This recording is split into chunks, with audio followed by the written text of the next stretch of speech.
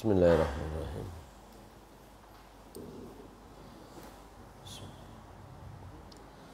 Assalamualaikum warahmatullahi wabarakatuh. Alhamdulillah. Alhamdulillahilladzi arsala rasulahu bil huda wa dinil haqqi liyuzhirahu 'alad dini kullihi wa kafa billahi shahida. Asyhadu an la ilaha illallah wahdahu la syarika lah wa asyhadu anna Muhammadan abduhu wa rasuluhu la nabiyya ba'dah. Allahumma salli wa sallim wa barik ala nabiyyina Muhammadin wa ala alihi wa sahbihi wa mawalah. Rabbi shrah li sadri wa yassir li amri wahlul 'uqdatam min lisani yafqahu qawli. Rabbi zidni ilma warzuqni fahma birahmatika ya arhamar rahimin. Masyaallah muslimin rahimakumullah. Kita lanjutkan kajian tafsir surah Al-Baqarah ayat 112 yang terakhir. Sebenarnya 113 juga itu kalau di dalam tafsir Ibnu Katsir itu satu rangkaian, satu topik dengan ayat 111, 112. Oleh karena itu nanti ayat 113 kita akan baca agak cepat gitu ya. Kita akan bahas agak cepat. Kemudian nanti satu ayat barangkali itu yang beberapa waktu yang lalu sempat dipakai untuk berdebat, itu juga akan kita bahas ya, 114, dan kita mulai dari ayat 113 bacanya. A'udzubillahi minasyaitonir rajim. Bismillahirrahmanirrahim. وقالت اليهود ليست النصارى على شيء وقالت النصارى ليست اليهود على شيء وهم يتلون الكتاب كذلك قال الذين لا يعلمون مثل قولهم فالله يحكم بينهم يوم القيامة فيما كانوا فيه يختلفون ومن أظلم ممن منع مساجد الله أن يذكر فيها اسمه وسعى في خرابها أولئك ما كان لهم أن يدخلوها إلا خائفين لهم في الدنيا خزي ولهم في الآخرة عذاب عظيم. Shadaqallahul Azim. Di ayat 113 Allah berfirman, wa qalatil yahud, dan sudah berkata orang-orang Yahudi, laisatin nasara ala syai', orang-orang Nasrani itu tidak punya pegangan apapun. Wa qalatin nasara laisatil yahudu ala syai'. Nah, sementara sebaliknya orang Nasrani berkata orang-orang Yahudi itu juga tidak punya pegangan sedikit pun. Wa hum yatlunal kitab, padahal sementara mereka adalah orang-orang yang membaca kitab. Kadzalika, demikianlah kata Allah, qala allazina la ya'lamuna mithla qaulihim, Demikianlah orang-orang yang tidak tahu, tidak mengerti seperti perkataan mereka itu sudah bicara. Fallahu yahkumu bainahum, maka Allah lah yang akan memutuskan antara mereka pada hari kiamat. Fima kanu fihi yakhtalifun, memutuskan tentang apa-apa yang sudah mereka perselisihkan. Ma'asyiral muslimin rahimakumullah, di ayat 111 Allah sebenarnya juga sudah memberikan informasi, penjelasan tentang bagaimana pandangan, bagaimana bahkan bukan hanya pandangan tapi keyakinan yang ada pada orang-orang ahlul kitab, khususnya Yahudi Nasrani. Mereka berkata tidak akan masuk surga kalau bukan orang Yahudi. Orang Nasrani tidak masuk surga kalau tidak Nasrani, kalau bukan Nasrani.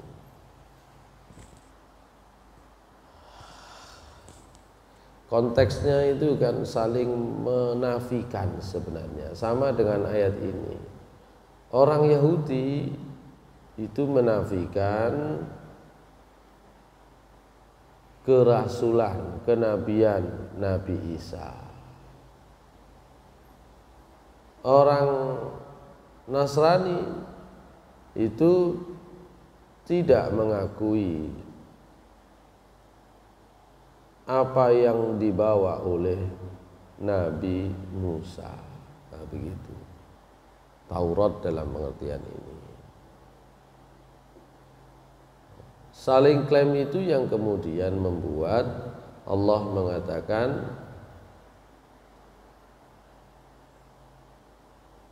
setelah mereka saling menyatakan tidak akan masuk surga kecuali Yahudi, tidak akan masuk surga kecuali Nasrani,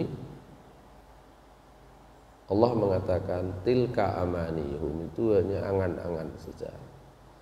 Nah, kemarin sudah kita bahas, sebenarnya kita juga bisa terjangkit penyakit semacam ini, ya. Yang paling penting menurut Allah di ayat 112, yang penting dibuktikan adalah kepatuhan kepada wahyu yang diturunkan oleh Allah kepada nabi-nabi. Itu yang dibahas di awal-awal surat Al-Baqarah. Di antara ciri orang yang beriman adalah wallazina yu'minuna bima unzila ilaika wa ma unzila min qablik wa bil akhirati hum yuqinun. Ciri orang yang bertakwa adalah orang yang percaya, selain di ayat ketiga ya, di ayat yang keempat, orang yang percaya, beriman terhadap apa yang sudah diturunkan oleh Allah kepadamu wahai Muhammad, dan percaya terhadap apa yang sudah diturunkan oleh Allah kepada nabi-nabi sebelummu. Cuma sudah juga kita bahas bagaimana cara beriman kepada wahyu yang diturunkan oleh Allah kepada Nabi Muhammad, dan bagaimana meyakini, beriman, percaya kepada kitab-kitab sebelum Nabi Muhammad, ya. Karena sesungguhnya yang diturunkan sebelum Nabi Muhammad SAW memang sudah tidak ada saat ini, ya. Tapi kita percaya persis isinya, prinsip-prinsipnya, pokok-pokoknya sama, terutama tentang tauhid kepada Allah Subhanahu wa taala. Nah, demikian pula di dalam ayat ini, gitu ya. Maaf, selain percaya, beriman kepada Allah, pasrah total kepada apa yang menjadi ketentuan Allah, kemudian di ayat 112 Allah mengatakan nggak penting sebenarnya saling klaim yang kemudian tidak didasari bukti, hanya angan-angan. Ya. Yang penting adalah yang aslama wajhahu lillahi wa huwa muhsinun. Yang kedua adalah wa huwa muhsinun. Ada amal baiknya, enggak ada amal baiknya percuma. Begitu. Nah, amal yang baik itu syaratnya dua. Amal yang diterima itu syaratnya dua. Kemarin dalam bab fikih juga kita sudah bahas. Satu, niatnya adalah untuk Allah. Yang kedua, sesuai dengan syariat, ketentuan-ketentuan yang sudah diturunkan oleh Allah maupun dicontohkan oleh Rasulnya. Itu saja. Nah, di ayat 113 Allah Subhanahu wa taala menyatakan, Ibnu Katsir menyebutnya yubayyinu ta'ala ightirar al-yahudi wan nasara bima hum fi. Allah Subhanahu wa taala dalam ayat ini menjelaskan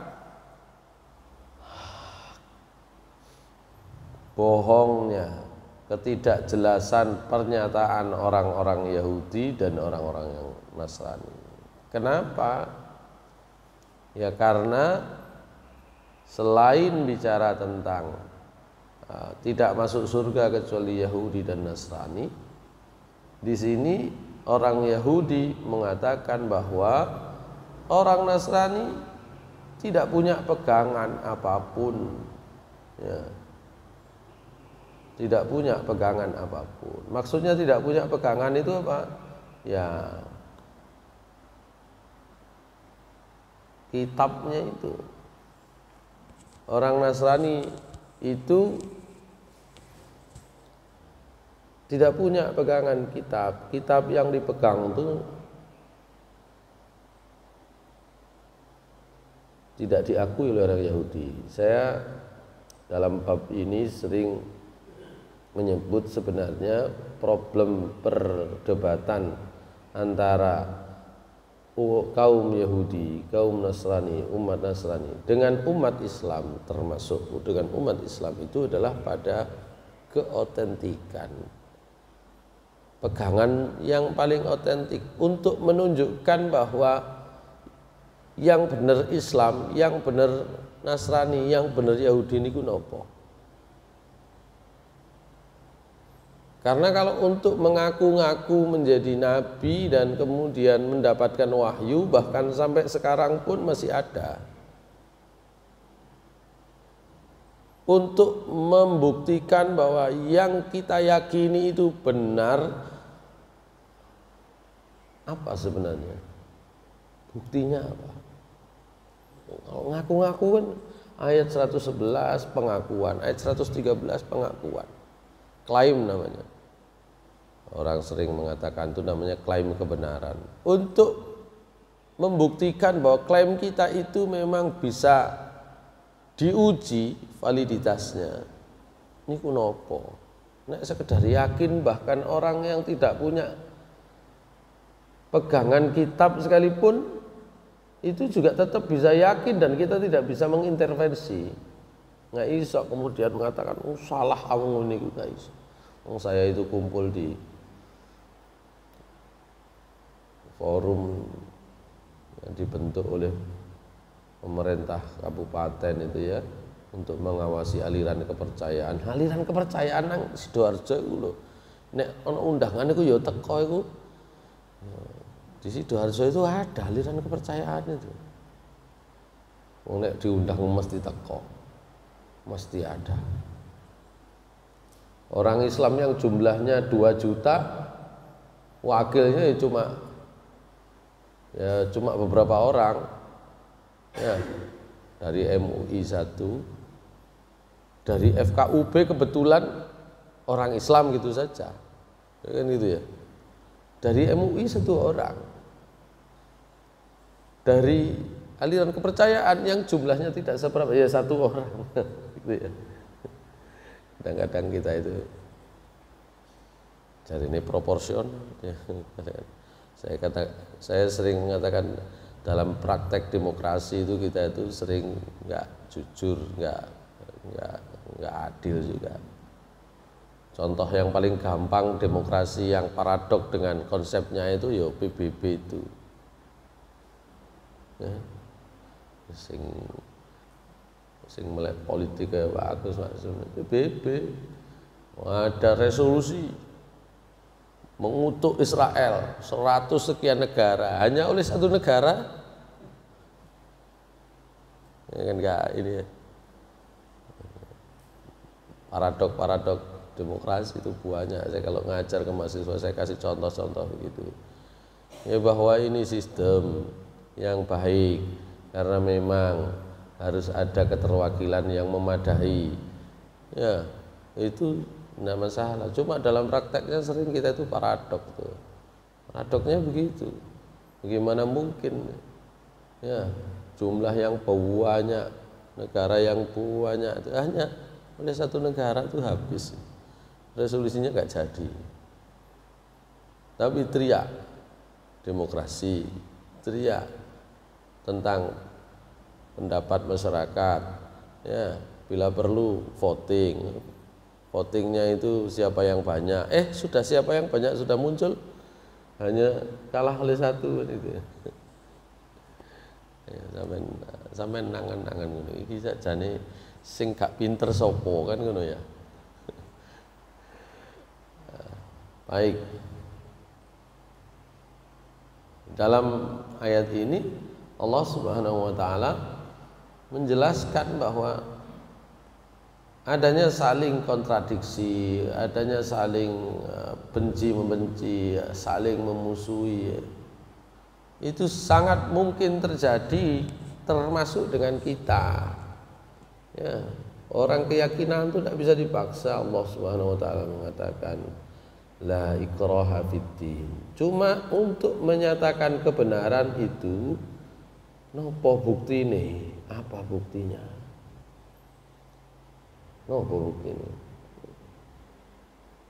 Anak-anak itu kalau mahasiswa kalau ditanya, kenapa kamu pilih Islam? Islam adalah agama yang paling benar. Dari mana kamu tahu benarnya? Kamu nggak tahu agama orang lain, tahu benarnya.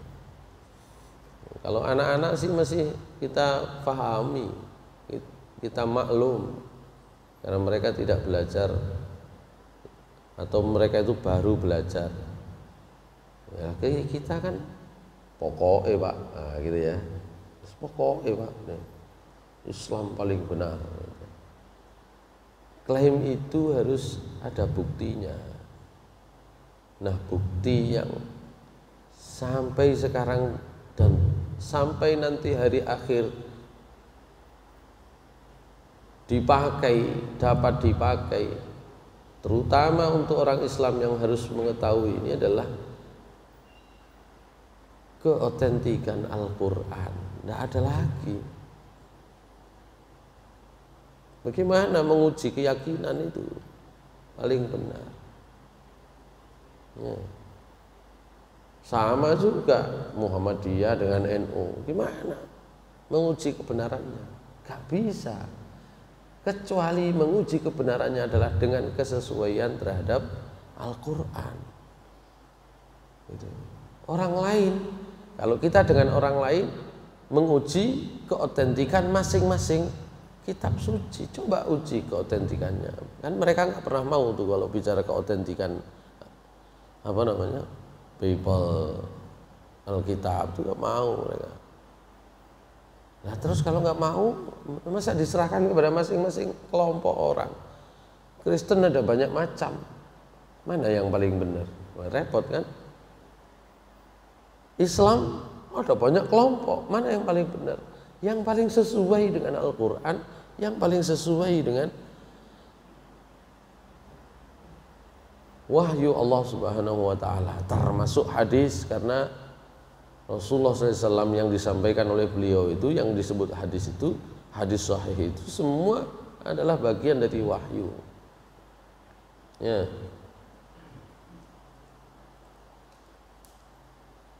Bismillahirrahmanirrahim. Wa ma yantiqu 'anil hawa in huwa illa wahyu yuha. Yang diomongkan Nabi itu bukan dari karepe Nabi sendiri. In huwa illa wahyu yuha. Tidaklah yang diucapkan oleh Nabi kecuali wahyu. gitu. Masyaallah muslimin rahimakumullah. Tapi yang terutama, yang paling bisa diuji adalah Al-Quran. Inna nahnu nazzalna dzikra wa inna lahu lahafizun. Itu pentingnya, dan kita harus fokus ke sana. Sampai kalau fokus kepada fokus kepada konsep-konsep, belum tentu menguasainya, tergantung ngomongnya. Bahkan konsep Tuhan lebih dari satu, kalau diomongkan seakan-akan Tuhan itu satu, ya bingung kita nanti. Orang Islam nggak pernah belajar tentang ilmu kalam, ya bingung nanti. Yang diuji itu adalah keotentikan Al-Quran, keotentikan kitab-kitab yang dipegang oleh masing-masing umat beragama. Ini dari siapa begitu? Ini dari siapa? Versinya saja sudah beda-beda, gitu ya. Meskipun tidak hanya tentang versi, nanti kita bisa bahas banyak hal. Al-Quran sendiri sudah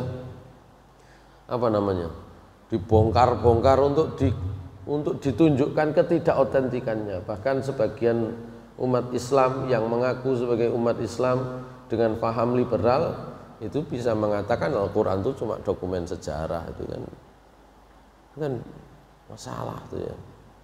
Kalau sudah begitu memang nggak ada yang bisa dijadikan pegangan untuk kebenaran, gitu. Nah, di ayat ini Allah bicara itu. Sebenarnya kita bicara bagaimana membuktikan keotentikan kitab itu tema tersendiri yang panjang sebenarnya ya. Nah, di sini Allah mengatakan wa qalatil yahud laisatin nasara ala syai', itu maksudnya itu orang Yahudi nggak punya pegangan kitab itu. Kitab mereka itu nggak bisa dipakai pegangan. Orang Nasrani juga begitu, kitab mereka tidak bisa dipakai pegangan. Fatanaza'u 'inda Rasulillah sallallahu alaihi wasallam. Faqala Rafi' ibn Huraimalah ma antum ala syai' wa kafara bi Isa wa bil Injil. Jadi mereka bertanazu, saling berdebat ya di hadapan Nabi SAW. Ya. Orang Nasrani nggak punya apa-apa, ma antum ala syai', nggak punya pegangan, dan mereka kemudian mengkufuri Isa dengan Injilnya. Wa qala rajulun min ahli Najran minan nasara lil yahud. Salah seorang penduduk Najran itu berkata juga kepada orang Yahudi, ma antum ala syai', kamu nggak punya pegangan, nggak bisa punya pegangan. Wa jahada nubuwwata Musa wa kufrata bit Taurat. Dia menolak kenabian Musa dan mengkufuri Taurat. Baterai saya habis, minta tolong Mas di belakang situ chargernya.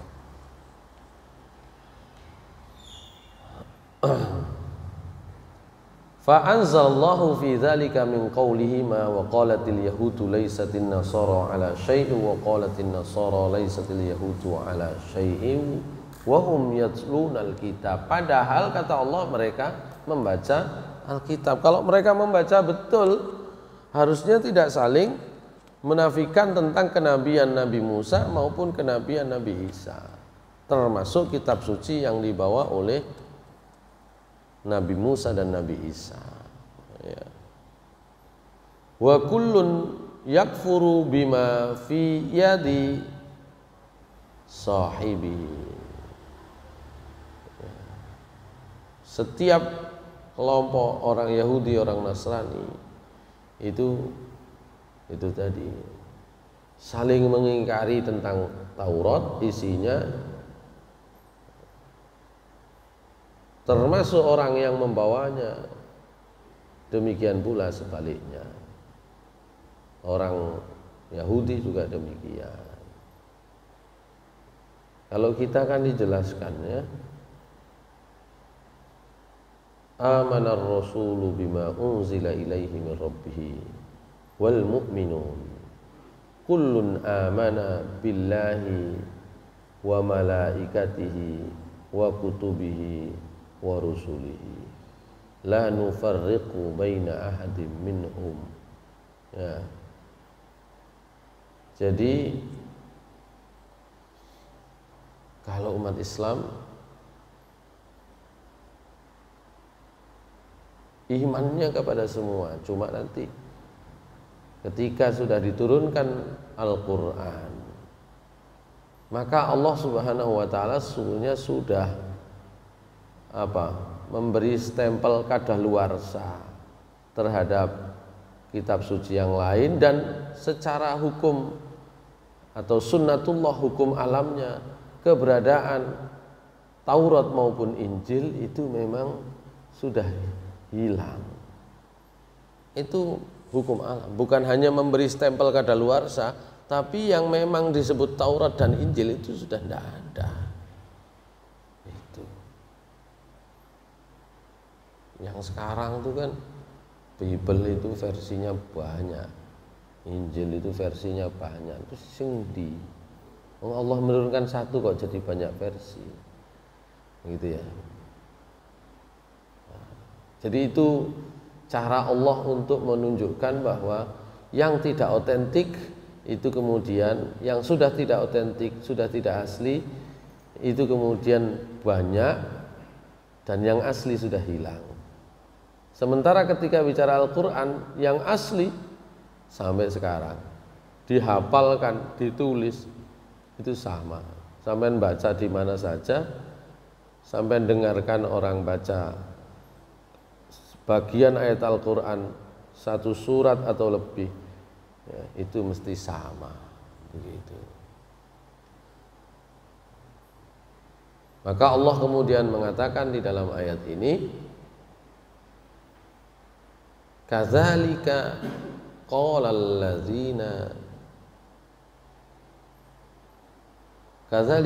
alladzina la ya'lamuna mithla qaulihim. Demikianlah mereka berkata orang-orang yang tidak tahu omongannya sendiri, gitu ya. Siapa yang dimaksud di sini? Ada beberapa pendapat. Ya, orang yang tidak tahu omongannya sendiri itu siapa? Ada yang berpendapat ya orang awam, gitu ya. Orang awamnya orang Yahudi, orang awamnya orang Nasrani, kayak orang awam saja. Ya. Saling mengatakan bahwa Yahudi nggak punya kitab, Nasrani nggak punya kitab, kayak orang awam saja. Oh, mereka itu loh ya punya Al-Qur'an, punya Alkitab maksudnya. Mereka itu loh punya Taurat, mereka punya Injil, mereka sudah baca itu. Loh kok seperti merem gitu loh. Itu kadzalika qala alladzina la ya'lamuna mithla qaulihim. Tapi pendapat yang lain,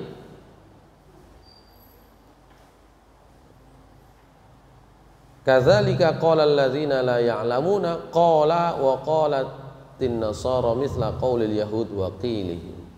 Wa qala Ibnu Jurayj qultu li Atha man haula'il ladzina la ya'lamun qala umamun kanat qabla al yahud wan nasara wa qabla Taurat wal Injil. Maksudnya adalah kaum sebelum ada Taurat, kaum sebelum diturunkan Injil. Kan nggak ngerti Taurat, nggak ngerti Injil.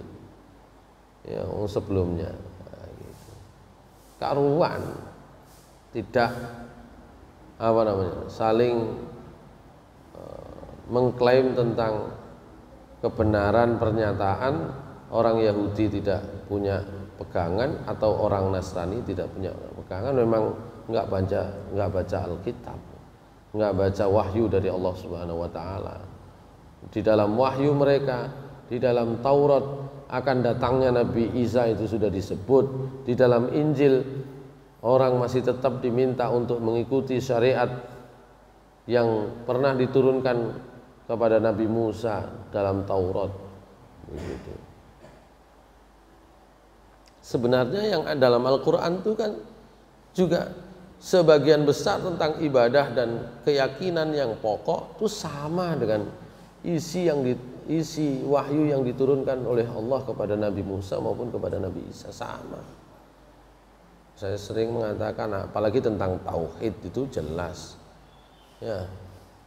Makanya penyakit tauhid itu satu, kalau sudah digambar Allah itu selesai sudah.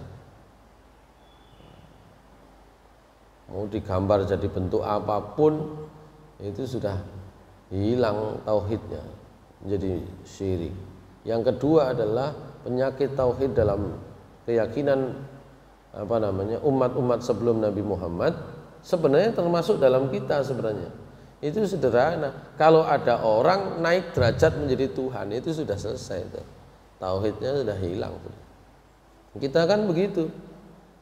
Bahkan di lingkungan umat Islam sendiri, kalau ada orang yang diangkat derajatnya seakan-akan memerankan peran-peran Allah Subhanahu wa taala, iso buka dalan rezeki macam-macam dengan istilah barokah, iya kan?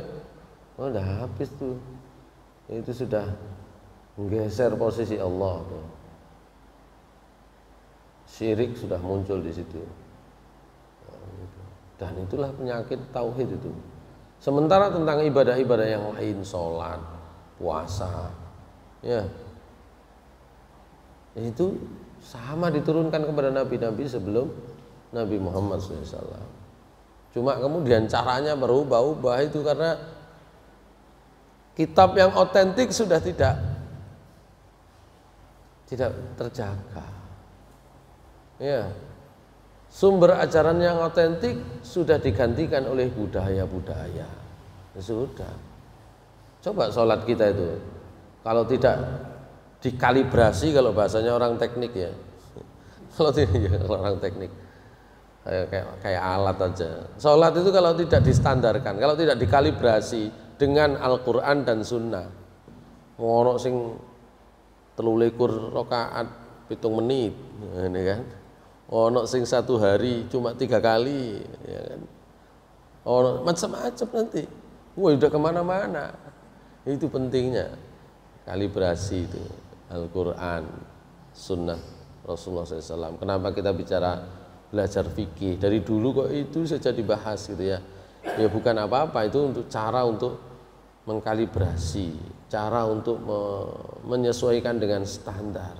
Kalau enggak seperti orang-orang Nasrani, orang Yahudi, sholatnya habis, ya habis sholatnya.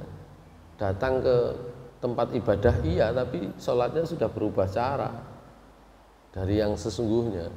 Padahal kalau sampean browsing gimana cara sholat orang Yahudi, cara sholat orang Nasrani, kok mirip-mirip ya gitu ya, mirip-mirip dengan yang diturunkan oleh Allah kepada Nabi Muhammad SAW. Ya, di dalam Al-Quran itu caranya cuma 3, sering saya qiyam, berdiri, ruku, dan sujud itu. Meskipun nanti jumlah rakaat, apa yang dilakukan ketika ruku dan sebagainya nanti baru akan kita ketahui secara rinci berdasarkan sunnah-sunnah Rasulullah SAW. Seharusnya begitu nanti. Mereka coba ditanya itu, beribadahnya kok jadi begitu, asal usulnya bagaimana kan gitu ya. Baik, itulah yang dimaksud yang kedua, umat sebelum Yahudi, sebelum Nasrani. Orang-orang yang tidak tahu kitab itu adalah umat sebelum Yahudi dan Nasrani. Kemudian apalagi? Ada yang berpendapat wa qala as-Suddiyu kadzalika qala alladzina la ya'lamun fahum al-Arab. Ya, orang Arab lah. Orang Arab kan tidak pernah diturunkan wahyu Allah sebelum Nabi Muhammad SAW. Ya. Dan orang Arab itu kalau berkata kepada Nabi Muhammad, Muhammad itu laisa Muhammad ala syai'. Muhammad itu enggak punya pegangannya apa wong itu karangane Muhammad itu. Muhammad itu gila, Muhammad itu. Makanya membuktikan keautentikan Al-Quran itu sesungguhnya bagian kita untuk bisa membuktikan kebenaran Al-Quran. bahwa seluruh isi Al-Quran ketika sudah terbukti kebenarannya itu seharusnya menjadi pengetahuan bersama umat Islam. Kalau nggak begitu ya kita diombang-ambingkan, kita nggak punya pegangan. Iman kita itu mudah diombang-ambingkan kalau tidak mengetahui, memahami kebenaran isi Al-Quran termasuk keautentikannya. Begitu. Oleh karena itu kata Allah, "Wallahu yahkumu bainahum yaumal qiyamati fima kanu fihi yakhtalifun." Sudah. Kalau begitu ya Allah lah yang nanti akan menentukan tentang bagaimana perselisihan itu akan diselesaikan. Ya.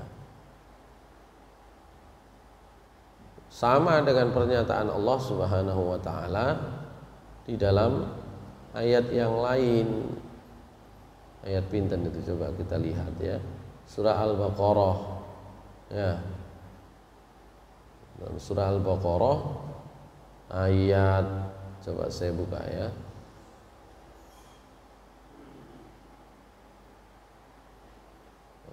Sebentar, ini 200 insyaallah belasan, 213 mungkin ya. Nah ya benar, ini kanan nasu ummatan wahidah faba'atsallahu an-nabiyina mubashshirina wa munzirina wa anzala ma'ahumul kitaba bil haqq وأنزل معهم الكتاب بالحق ليحكم بين الناس فيما اختلفوا فيه وما اختلف فيه إلا الذين أوتوه من بعد ما جاءتهم البينات بغيا بينهم فهدى الله الذين آمنوا لما اختلفوا فيه من الحق بإذنه Wallahu yahdi man yasha'u ila siratim mustaqim. Allah menurunkan wahyunya berupa kitab suci itu, fungsi utamanya, salah satu yang paling utama adalah untuk menyelesaikan perselisihan di antara manusia. Orang itu ketika sudah diberi syariat dari Allah itu mesti berselisih. Mesti berselisih. Gitu. Yang orang Yahudi nggak mau terima yang diturunkan oleh Allah kepada Nabi Isa. Yang orang Nasrani menyatakan Yahudi sudah tidak berlaku. Bukan Yahudi. Yang diturunkan kepada Nabi Musa nggak berlaku. Begitu seterusnya. Nggak ada selesainya. Maka diturunkan nabi-nabi itu justru untuk menjadi penjelas mana yang masih berlaku, mana yang sudah tidak berlaku gitu. Liyahkuma bainan nasi fi makhtalafu fi, supaya nabi-nabi yang diturunkan oleh Allah itu yahkuma bainan nas, memutuskan di antara orang-orang fi makhtalafu fi. Nah, cuma kalau berlaku terus begitu enggak ada habisnya kan juga masalah. Maka Allah kemudian menetapkan tentang Al-Quran ini, dan karena Al-Quran ini menjadi furqan, menjadi pembeda, dan itu kemudian diberlakukan sampai akhir zaman, maka Allah memastikan bahwa ini tidak berubah lagi, tidak ada yang bisa mengubah Al-Quran. Nah, itu keautentikan Al-Quran itu nggak berubah di situ. Kalau nggak gitu nggak selesai. Orang Islam nggak ada Al-Quran udah kemana-mana. Gitu. Cuma ada Al-Quran saja sudah susah kok dikendalikan pahamnya itu macam-macam. Di Indonesia itu ada ratusan ribu aliran paham ya. Nah yang paling penting adalah fahadallahu allazina amanu limakhtalafu fihi minal haqq. Orang yang diberi petunjuk oleh Allah, orang yang beriman diberi petunjuk oleh Allah, itu salah satu cirinya adalah tahu bagaimana menghadapi perbedaan itu. tahu bagaimana caranya menyelesaikan perselisihan itu. Tahu. Masyaallah muslimin rahimakumullah. Itulah ayat 113. Ya. Fallahu yahkumu bainahum yaumal qiyamati fima kanu fihi yakhtalifun. Maka Allah nanti yang akan memutuskan perselisihan di antara mereka. Ya. Termasuk kita sebenarnya nanti berselisih, ngomong saling klaim, ya, merokok kamu dan seterusnya. Itu nanti Allah yang akan menyelesaikan. Begitu. Harus hati-hati kalau begitu itu. Ya. Baik. Di ayat 114 Allah berfirman, "Wa man azlamu mimman mana'a masajidallahi ay yuzkara fiha ismuhu wa sa'a fi kharabiha." Siapakah orang yang paling aniaya, yang paling zalim? Dan siapakah orang yang paling zalim, paling aniaya? Mimman mana'a masajidallahi ay yuzkara fiha ismuhu wa sa'a fi kharabiha. Lebih zalim daripada orang yang melarang masjid-masjid Allah itu dipakai untuk berzikir, dipakai untuk menyebut nama Allah, dan bahkan berusaha menghancurkannya. Ulaika ma kana lahum ay yadkhuluha illa khaifin. Mereka itulah orang-orang yang tidak berhak masuk ke masjid-masjid Allah kecuali dengan penuh rasa takut. Lahum fid dunya khizyun, bagi mereka adalah kehinaan di dunia. Walahum fil akhirati azabun azim, dan mereka di akhirat juga akan mendapatkan azab yang besar. Ya. Ibnu Abbas ketika ditanya siapa yang disebut wa man azlamu mimman mana'a masajidallahi ay yuzkara fiha ismuhu, siapa yang disebut dengan orang paling zalim, orang yang melarang masjid-masjid Allah untuk disebut namanya, nama Allah di sana. Ibnu Abbas menjawab, qala humun nasara, mereka adalah orang Nasrani. Mujahid juga mengatakan humun nasara kanu yatrahuna fi baitil maqdis al-adza wa yamna'una an-nasa ay yusallu fihi. Orang Nasrani pada waktu itu melemparkan kotoran ke masjid Baitul Maqdis dan melarang orang untuk sholat di dalamnya. Ya. Wa sa'a fi kharabiha, dan berusaha untuk menghancurkan. Ada yang mengatakan siapa yang berusaha menghancurkan? Wa bukhtun nasar wa ashabuhu kharaba baital maqdis wa anahu ala zalikan nasara. Bukhtun nasar itu bahasa Latinnya Nebukadnezar. Nebukadnezar itu salah seorang raja yang menyerang Baitul Maqdis, ya, dari Irak. Nebukadnezar itu datang untuk menyerbu Palestina, menghancurkan masjid Baitul Maqdis, berusaha untuk menghancurkan masjid Baitul Maqdis. Ya. Dan itu dibantu oleh orang-orang Nasrani pada waktu itu karena masjid Baitul Maqdis waktu itu di bawah kekuasaan orang Yahudi. Oleh karena itu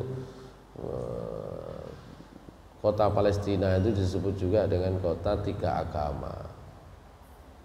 Dari dulu tuh nggak selesai, saling klaim dan saling menghancurkan. Oleh karena itu terkait dengan umat Islam, dan itu ditunjukkan oleh Umar bin Khattab, jangan sampai menghancurkan, gitu ya. Termasuk gerejanya orang Nasrani pada saat penaklukan Palestina oleh Umar tidak diganggu. Umat Islam nggak perlu menjaga gereja. Ya, kenapa? Karena ajaran kita jangan sampai menghancurkan tempat ibadah orang lain. Kalau ajarannya tidak menghancurkan tempat ibadah orang lain, maka seharusnya nggak perlu dijaga, gitu ya. Baik, itu tentang ayat ini secara singkat, ya, bahwa Nebukadnezar adalah raja yang menaklukkan Palestina dan berusaha untuk menghancurkan Masjid Baitul Maqdis, ya. Meskipun ada yang berkata, ada yang berpendapat, ya, bahwa yang dimaksud dengan orang-orang yang melarang masjid Allah untuk disebut nama Allah dan berusaha untuk menghancurkannya, haula'il musyrikuna alladzina halau baina Rasulillah sallallahu alaihi wasallam yaumal Hudaybiyah wa baina ayyadkhulu Makkah hatta nahara hadyahu bidhi tuwa wa hadanahum. Maksudnya siapa? Ada yang berpendapat itu maksudnya orang musyrik karena menghalangi Nabi untuk datang ke Masjidil Haram, mau ibadah haji, kok dilarang pada saat itu, ya, sehingga kemudian Rasulullah SAW dan para sahabat terpaksa memotong hadyu di Zituwa dan kemudian menyepakati perjanjian Hudaybiyah itu. Itu pendapat yang kedua. Nah, prinsipnya masjid-masjid Allah tempat untuk berzikir, janganlah saling menghancurkan, gitu ya. Kita di Indonesia itu kadang-kadang repot, ya. Adakah gereja yang dihancurkan? Tidak ada. Tapi naik masjid diopong akeh. Repot, ya. Yang itu, mana gereja yang dihancurkan itu mana sih? Cobalah, sama buka filenya.